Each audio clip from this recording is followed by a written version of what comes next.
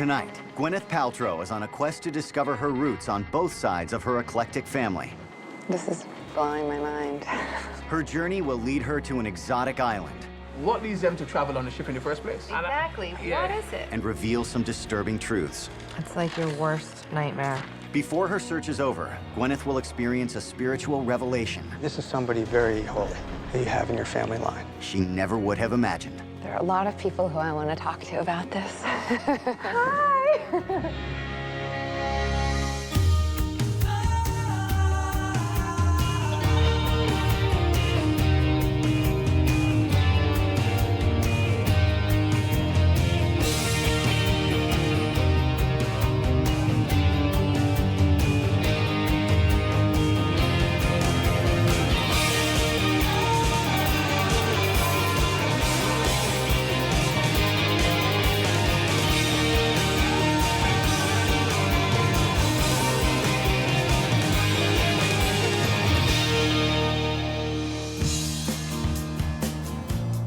Academy Award-winning actress Gwyneth Paltrow is one of America's leading movie stars. She has appeared in dozens of films, including Shakespeare in Love, for which she won the coveted Best Actress Oscar. Gwyneth splits her time between London and New York with her husband, musician Chris Martin, and their 2 children. But she was born in Los Angeles. Gwyneth comes from a family with deep roots in the entertainment business. Her mother is actress Blythe Danner, and her late father was producer-director Bruce Paltrow. My dad was the love of my life until he died. My father really instilled in me the importance of unconditional love and support, and to treat your family with love and respect because they're your family, and you know, those are the ties that bind. My mother's side of the family, the Danners, were completely different to the Paltrows.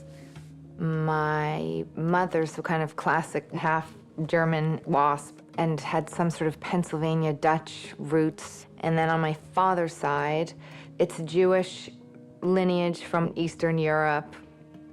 I think it's the classic American story of many different backgrounds coming together. Of course, there's stories that come through that you never know if they were true or not. It's hard to know the truth about your own parents, even when they're telling you themselves. You know, everything is subjective, and you never really know what the facts are, what the fiction is, and how the two combine. So I want to begin my journey with my mom's side of the family. My mother at some point mentioned that somebody on her father's side was from Barbados. I am curious to find out who was from Barbados and why they were there. My mom thinks it might have been her grandmother Ida May who came from Barbados, but I don't know. Given my mom's deep German roots, it seems pretty unlikely. My mother has just sent me these beautiful pictures of Ida May Danner, her father's mother. She's very elegant looking. I'm gonna go see if I can find any records of any kind that prove that she did come from Barbados. I'm starting my search at the New York Public Library with Moira Stuart, a librarian who's already pulled some records for me. Welcome to the Stephen A. Schwartzman building. So my mother sent me these photographs of her paternal grandmother, called Ida Danner. And I don't know anything about her, but my mother had said that there was some connection to Barbados, so I wondered if there was any information about her, basically. We're going to start off with an obituary for Ida. Okay. That appeared in a newspaper in Pennsylvania. Okay. She passed away in February of 1967. Mrs. Ida M. Danner, 82, died Thursday evening at the Broomhill Presbyterian Home. Mrs. Danner was born in Montgomery County. So where's Montgomery County? So Montgomery County is in Pennsylvania, kind of outside of Philadelphia. So she's not from Barbados? Interesting. But this is really helpful because we do get the name of her parents. Daughter of the late David T. and Isabel Stout Yetter. So I guess the story of my mom's grandmother being from Barbados isn't true, but I wonder if anyone was. I hope learning the names of Ida's parents will yield some more clues. Fortunately, Myra was able to find Ida's mother, Isabel, living in Pennsylvania on the 1910 census. And there she is. She's the head of the house, 49. The birthplace was in the West Indies. Oh, her father and mother were both born in the West Indies. So that gives us some clues. It doesn't completely confirm what we want to know. And so this happens to be Isabel's death certificate. Okay. So she died in Pennsylvania, 1914. Okay, so full name, Rosamond Isabel Yetter. She was a housekeeper. She was born in Barbados, West Indies. So this That's could cool. definitely be our Barbados connection. Okay. So we now know her full name is Rosamond Isabel Yetter. So she went by her middle name. Right. And she's working as a domestic servant. So she had to work. Right. She didn't come with money. She actually Right. had to earn a living. Right. And is there a way to find out more about her or when she came to America, or what she was doing in Barbados, or is there a way to figure all of that out? Well, I think what we could try to find out is maybe when she came here, and we can go back to Ancestry.com. Okay. We're going to look at passenger lists. Okay. Try first with Rosamond Rosamond Stout. Stout. Right. There. Okay, so one person comes up. Rosamond Stout, or Rosamond Stout, 1868, and she was born about 1850, so she would be 18 when she came. Rosamond Stout. Oh, she's coming with somebody. Martha Stout? Who's 27, She's got an older sister. Oh, and they're heading to the United States. and they're heading to the United States. This is a very unusual passenger list because there's only 2 passengers on this. Oh, Look at the top and you get a little bit more information about the ship itself. This abbreviation stands for bark, and that is, at the time, the 19th century, that was a commercial sailing ship. okay. So they managed to get onto this commercial ship Strange. that was heading to New York, and they were the only 2 passengers on it. Wow, it's very adventurous. Yeah. I wouldn't let my 2 daughters get onto a ship alone with a bunch of men going to New York. It is. Sailors. So can we find out any more about why they were leaving, or what the... I think for that, you'd have to go to Barbados, too. What a shame. Damn. Especially after a day like today. So I'm off to Barbados. I'm on the trail of my great-great-grandmother, Rosamond Stout. At 18 years old, she went to a foreign land with only her sister by her side, and that definitely takes guts. But now I'm curious to get to the bottom of this mystery. Why would she have left this beautiful island in the first place?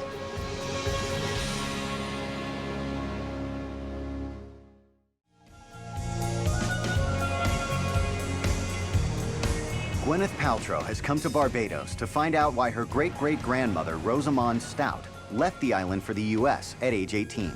It's quite a lot to emigrate from somewhere into the great unknown. I think I would understand that drive or that quest for a better life. But what exactly was the impetus for Rosamond to leave her homeland? I'm heading to the Barbados Department of Archives to meet with genealogist Dr. Pat Stafford to see if I can get more information.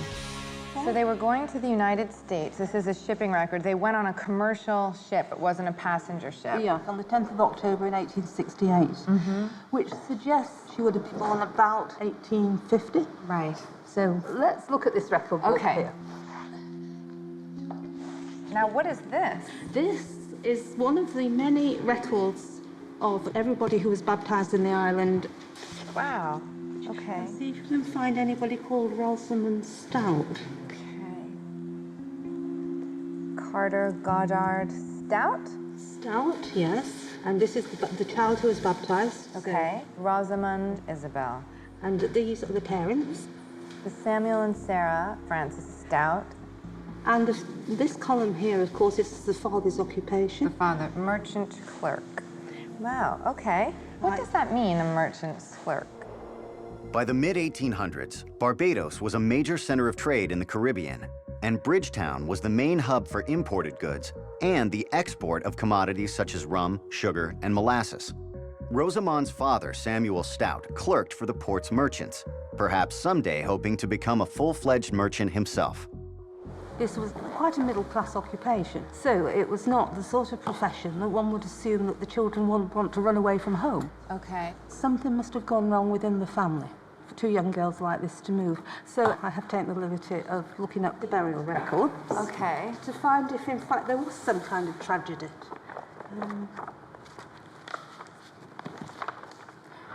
Burials solemnised in the cathedral and parish church, 1864. And again, if you'd like to read down the page, again, you're looking in this... Stout. Sarah Frances Stout. 42 years. She died. So Sarah Frances died. Oh dear. Widow of Sam Stout. He was dead already. So what you have here are two girls. They've lost their father already. Yeah. Now they've just lost their mother. That's right. So... God, she was only 42. So, when your great-great-grandmother was left an orphan, she was only 13 years old. Oh no, that's so awful, so sad. So, it does she was suggest left her. there was a reason may have been Yeah. one of the reasons that they chose to leave the island. Yeah. So, where do we go from here? I don't know. Right. You tell me. Well, I can only tell you what the records say at this stage, and they don't really reveal anything else to me. Oh, okay. But what I suggest you do is talk to a historian who specialises in this period of Barbadian history. Okay, and this is somebody I can find here? Yes, I believe so. Don't send me back to New York. No, we're not sending you back to New York. Okay, good. I know my great-great-grandmother was orphaned at a very young age. She was 13, and then she went to America when she was 18 and became a maid. So I'm just wondering what happened. I'm really curious to find out why she left, and just looking forward to finding out the rest of the story, really. I want to find some clues as to what would drive her to board that commercial ship and take such a dangerous trip to the U.S. So I'm meeting with Professor Pedro Welsh, an expert in 19th century Barbados. How are you? How are you? I'm Gwyneth. Yes, Pedro. Pedro, nice to meet you. So, Pedro, I was in New York and I found this record of my great-great-grandmother that she got on this boat and went to America. So I was just wondering, I don't know if you might know anything about the family or the time or what happened or what life might have been like. Basically, anything you can tell me. Certainly, it seems to me that you've got quite a lot of information here to begin with. Right. This document we have here does something for us that many other documents don't do. Okay. You have names, we have ages, and we know something about the boat Right. that they're traveling in. Many of the boats that are used in the region are called barks or schooners. Okay. So we know something about the boat. We know something about the conditions that they will be traveling under. For example, if you think of the kind of boat that they would have traveled in, these would have been used to transport salt and colonial produce around the region. And why would they have gone on a commercial boat? Why would they have been the only two passengers on a commercial ship? I think it is quite possible that this was an option that they chose because it was cheaper. Wow. But what leads them to travel on a ship in the first place? Right, And exactly. What is it? No, I think that part of it is an amalgam of several things. Okay, Emancipation comes in 1834. okay, How? Is conferred by an act of the British Parliament. okay. What happens thereafter is that that many of the white population lose their positions, their social positions. Her occupation. I see that on the list here, the occupation is given as seamstress. That's certainly for her sister, and she's a milliner. Right, But these are occupations held largely by black women. right, And these young ladies would not have had much of an opportunity after emancipation. right. The English settlers had imposed slavery on black Barbadians for 2 centuries. But by the time Rosamond Stout left Barbados, emancipation had been in place for over 30 years. With blacks integrated into the paid workforce, job opportunities for lower middle-class white women were in short supply, and many were competing with the free black women who were often willing to work for lower wages. And the other issue that faces particularly women is the question of who you're going to get married to. Right. The female population is larger than the male population, Okay. proportionately. So that for an 18-year-old girl in this period, her marriage prospects are limited. Right. So she has no parents. She's competing with all the other white women for few available men. And some black women as well. And some black women as well. Yes. And then she's also competing with all the young black women for the milliner and seamstress jobs. Yes. So she decides to get on a boat and go to America. Yes. So Because, she's quite hardy. Quite feisty. Yeah, feisty. Oh yes. I trust that she's bequeathed that same spirit. Right. I trust she has done that. Thank you. It was interesting to learn kind of her circumstance and the idea of these people who you're so closely related to having these kind of unbelievable experiences. And I mean, I think it was very brave of her to leave with her older sister. And I really like that, you know, chutzpah and sense of, you know, no, I can make something of my life. I have that self-belief because I have the same self-belief. And I've always credited my father with that because he said to me, you can do whatever you want to do. But it's interesting to see, you know, physical examples of family members who've done that very thing.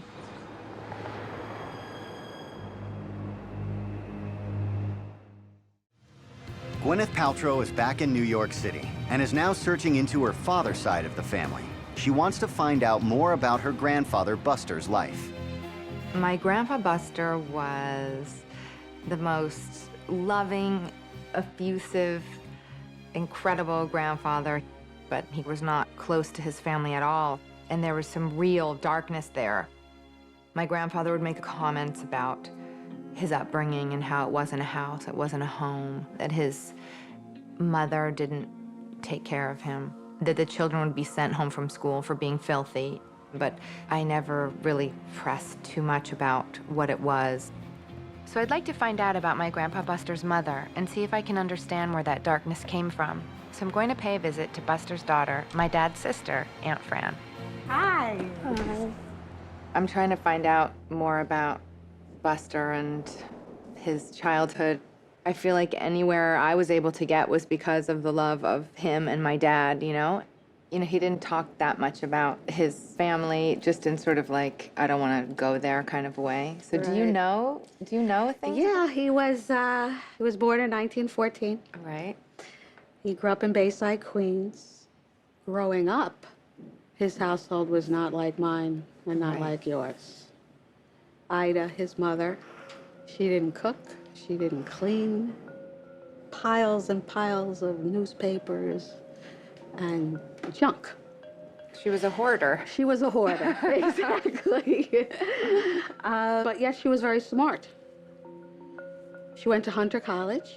Really? But she never made a meal. I think this is Buster with all of his siblings and his parents. Is that Ida? That's Ida. Wow. And this is Mike, also real name is Meyer. My great-grandfather. Yes. You do know that our name actually was Paltrovich. Yes, that I did know. So, I mean, I really don't know anything about her except that she sounded like she had mental health problems. I would like to know what happened to her and where she was from and why she was crazy and... I do have one other thing. The certificate of death of Ida. Of Ida. Let's see, Bronx. Name of father, Joseph Hyman. So her maiden name is Hyman, Ida Hyman. That's a terrible name. Okay. It's quite an interesting juxtaposition that she was kind of a mess at home, but she seems to have been going to college and, you know, this is like at the turn of the century, basically, so. It would be interesting to find out who she was before she became a wife and an ambivalent mother. Today, I'm meeting with Professor Deborah Dash Moore, an expert in New York Jewish history who's been researching Ida's background for me. So I want to give you a sense of what Ida achieved, which is pretty impressive. And in fact, we have here 1897, the annual report of the Normal College, a catalog of students. Normal College is what Hunter College was called. Oh. The goal is to have young women trained to be public school teachers. It didn't matter what your ethnic background was. That was very important because there certainly were colleges that didn't admit Jews. So you could be a poor Russian Jewish immigrant and get into the Normal College and have open to you these vistas, the opportunity of a career. I mean, all these things within her reach. Cool. Yeah, because in New York City, teaching was the top career for a young woman. Which is great. So let's see where she is. There she is, Ida Yes. Hyman. Yeah. Average percent 82. That's pretty good. That's pretty good. That's correct. Number of days present, 66. Number of days absent, 27. Yeah. A lot of days. That's a lot of days. Yeah. So that's an indicator of something strange. That's right. That's right. She's obviously smart, but she's having problems making it to school. Yeah. Yeah. And in fact, if we check the following year, this is one of the registers. Okay. And it says just September 16th, 1898. What does that mean? She didn't graduate. She was discharged. Kicked out? Probably. I wonder what was going on with her. If we take a look here, we may begin to figure out what may have been happening. Okay. This is a 1900 census. Edith? Edith. Edith is also Ida. Oh, okay. And who was in the family?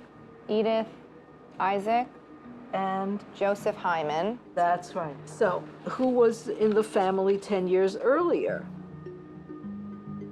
So they were Joseph, Rebecca, Isaac, Samuel, Ida. Right. So we're missing some, so someone has died. Or something. Or something. So in 1890, Ida was living with her parents and her two brothers. But 10 years later, Ida's mother and one of her brothers disappeared from the census records. So where's the mother? Okay, so where's the mother? And we're missing Samuel. And we're missing Samuel, yep. Gwyneth Paltrow is in New York City, unraveling the mystery surrounding her great-grandmother's reputation as a negligent mother. She's just discovered that Ida's mother and brother vanished from the 1900 census, and now she wants to find out their fate. So, Oh dear. This is the mother. Oh, And, sad.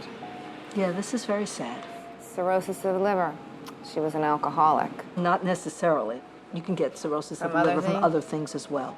So I hereby certify I attended deceased from February 10, 1897. 1897? That was just a year before Ida was discharged from college. So that's Yeah. probably why Ida was not at school so much. I think so. I think that she had to help her mom. Okay. Yeah. And here we find Samuel, Ida's brother. Oh dear. It says 1897 as well. That's right. Just after the death of Rebecca, of his mom. So his mom died, She died in April. and he died in June. That's a blow. So it's a real blow. She's gone from seemingly having some kind of ambition and going to college and heading towards a career to be a teacher. And then her mother and older brother die. And I feel like it caused, sort of planted the seeds for some resentment later in her life, just based on the type of mother she was to my grandfather. And it's sad.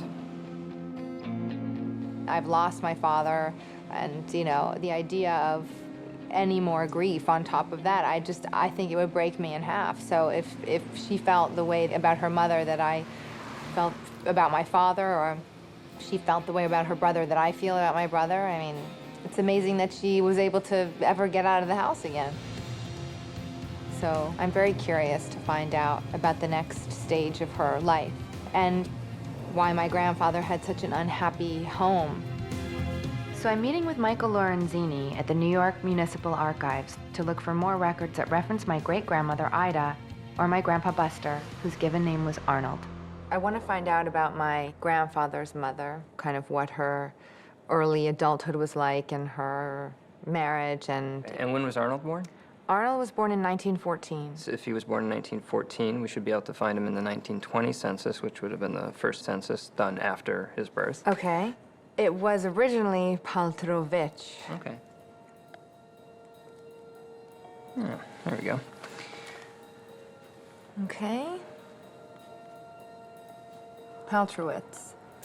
Meyer, Edith, Harold, Ruth, Marion, Arnold, P. All right. All right. And Dorothy. If we look down at the ages, Harold's the oldest. He's 16. So obviously they've been together a while. So we could go back to the 1910 census and see if we can find the family there. Okay. And Arnold wouldn't have been born yet. We could look for Meyer. His dad. But I think he seems like the only one who came up. Meyer Paltrowitz, wife. Ida Paltrowitz, Harold Paltrowitz, and Helen. Helen? She wasn't in the 1920 census. So in 1920, my great-grandparents, Ida and Meyer, had 5 children. But 10 years earlier, in 1910, they had a 6th child, a daughter named Helen. So now I'm wondering, what happened to Helen? Did she die too? That's probably what happened, and we can pull the death certificate. This is going to have more information. Okay. Certificate 4129. 4129. Helen Paltrowitz, 3 years old. Oh, it's terrible. What does it say? Fractured? Shock fractured. Shock fractured, ribs, punctuated lung. Then run over. By a wagon? By a wagon. Oh my God, that's horrific. So, because of the nature of this death, there would be a coroner's inquest as well. Right. Because it's an accidental death. Right. So that may have more information. Right.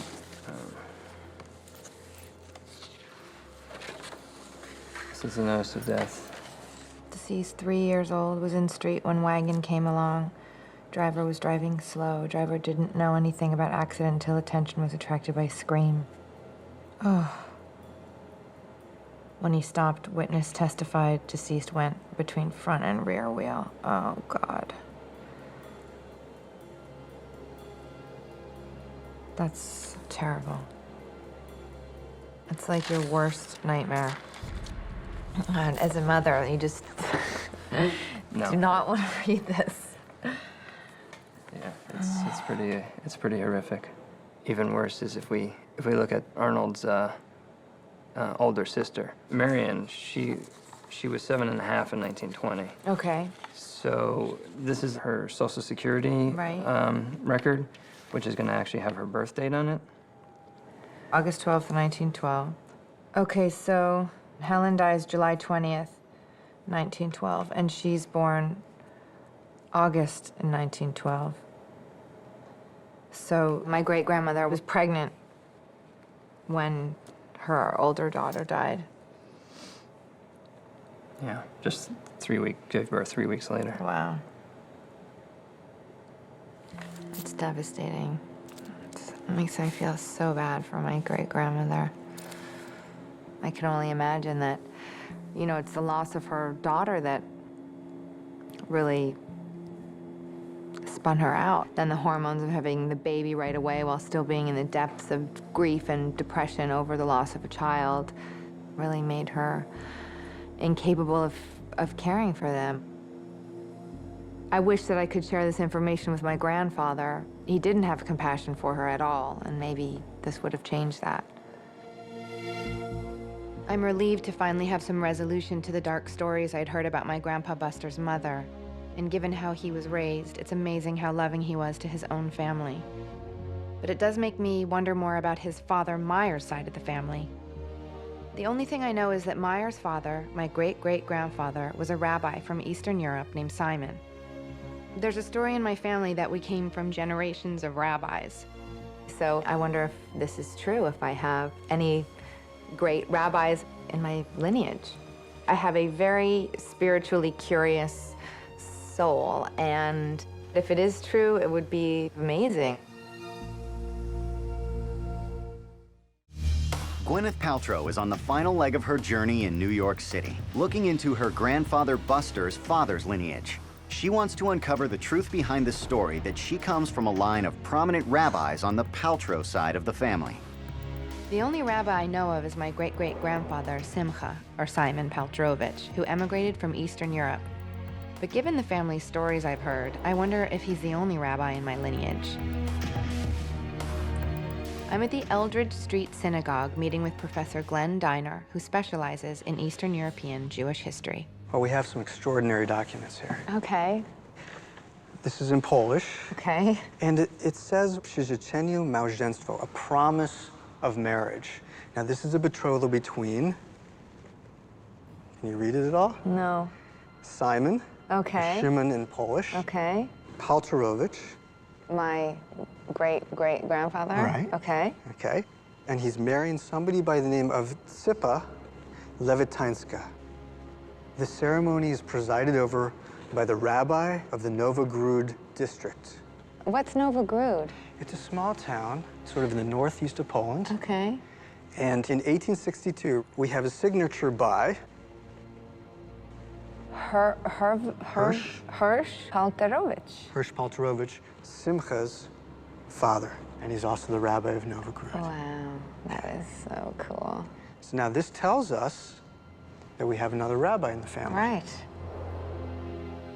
Now that I know my third great-grandfather, Zvi Hirsch, was also a rabbi, it would seem that this particular myth is true. There are two additional pieces of information which I think you'll find really interesting. Okay. Now, I have here in my hands a memorial book Okay. from the community of Novogrud. Oh my gosh. The vast majority of these communities were destroyed during the Holocaust. Right. Novogrud was no exception. Yet the survivors, or those who had left before the Holocaust, would get together after the war, and they would write what is called a memorial book. Wow. And this is the memorial book that they came up with. And they mention Zvi Hirsch. Really?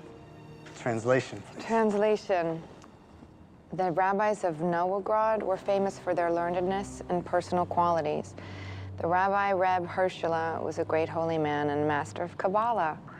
Once a great fire erupted outside the town. The fire approached the Jewish neighborhood.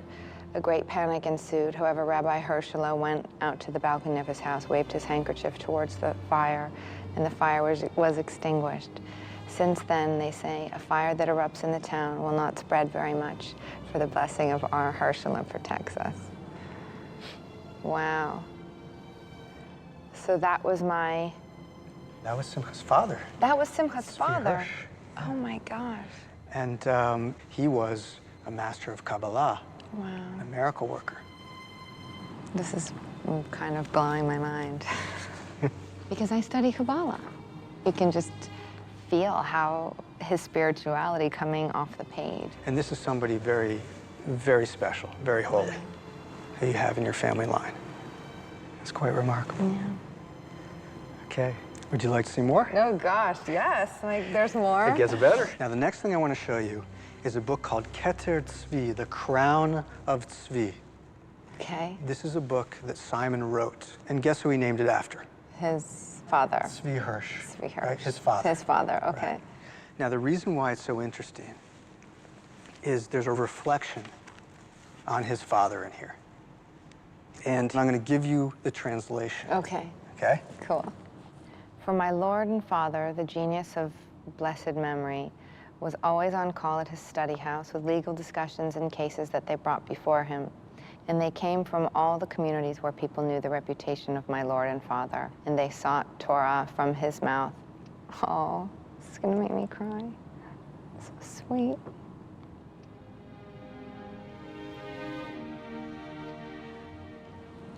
From his mouth. It's from the mouth of one of the angels of Lord of Hosts. That's so sweet. You have a long line of people loving their fathers in my family. Just incredible reverence for his father. That is amazing. It's funny because you hear it's like echoes of your own relationships, you know, it's amazing to see so many parallels that keep coming together, you know, through all these different themes. It's just, that's amazing. There are a lot of people who I want to talk to about this. I was amazed that Simcha, my great-great-grandfather's father, was this rabbi of great importance. And it was amazing for me to see Simcha write about his father, you know, the way that I would speak about my father, and just the whole idea that, you know, there is this energy in your ancestry. It's more than just facts and who was born where. Even we got to see through my great-grandmother's side, you know, in a much darker way, this kind of depression being passed down. But on the other side of the family, to see this amazing light coming through and this amazing, you know, quest for knowledge and spirituality, and seeing both sides of the family in myself, you know, it's just amazing. Gwyneth Paltrow's journey into her eclectic heritage has taken her full circle from New York to the Caribbean island of Barbados and back to New York. She is in the city to meet with her mother, Blythe Danner, and share all she's learned about both sides of her diverse family. How are ya? I'm so well. All the better for seeing you. Yeah. You've been on a journey, huh? Mm-hmm. Okay, so this is your grandmother, Ida Yetter. Ida May. Ida May Yetter. And you had heard that she was born in Barbados. Yeah, but nobody knew more than She that. wasn't. Her mother was born in Barbados. Wow.